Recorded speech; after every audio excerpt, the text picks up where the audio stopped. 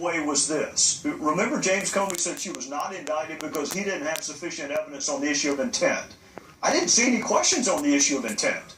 There's no question she handled them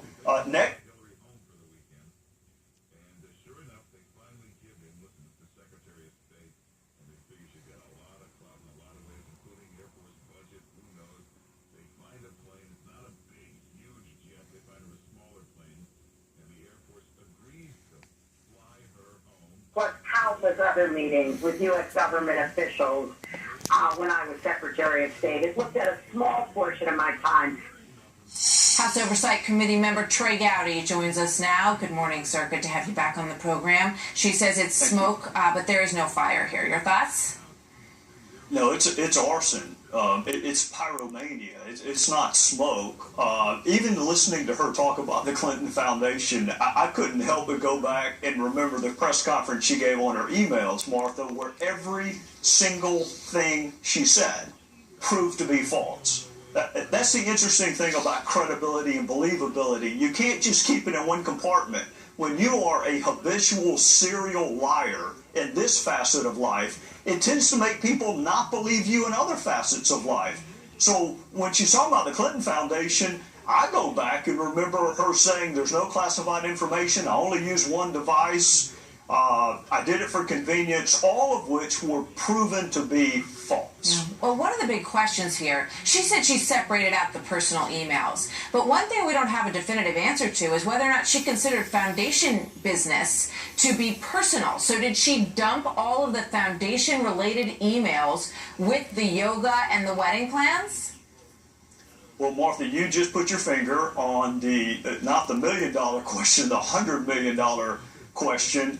I'm sure she's going to have a press conference later this afternoon or whenever she has the next one. I hope somebody in your line of work will ask her, did you consider foundation emails to be personal or work-related? I have yet to see a single foundation email produced by the State Department that was sent by her. Yeah. So if she considered them to be personal, then we move into the facet where she and her lawyers had those emails deleted. And they didn't just push the delete button. They had them deleted where even God can't read them. They were using something called BleachBit.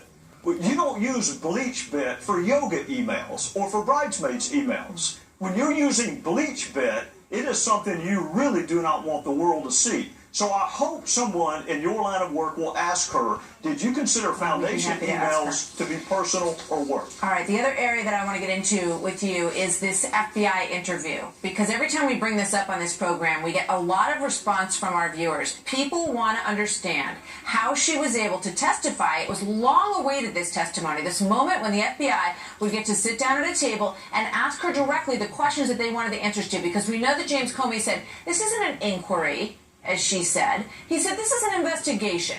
All right, so let's assume it's an investigation. You looked at the notes from the investigation, and what can you tell us about what you learned?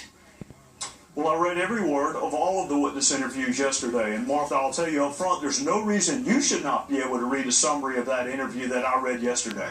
You and your viewers should be able to read everything that I read yesterday that related to the FBI investigation. There's no reason you should not. My takeaway was this. Remember, James Comey said she was not indicted because he didn't have sufficient evidence on the issue of intent. I didn't see any questions on the issue of intent.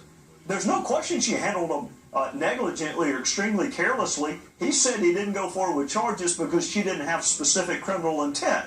I didn't see any questions on that. All right.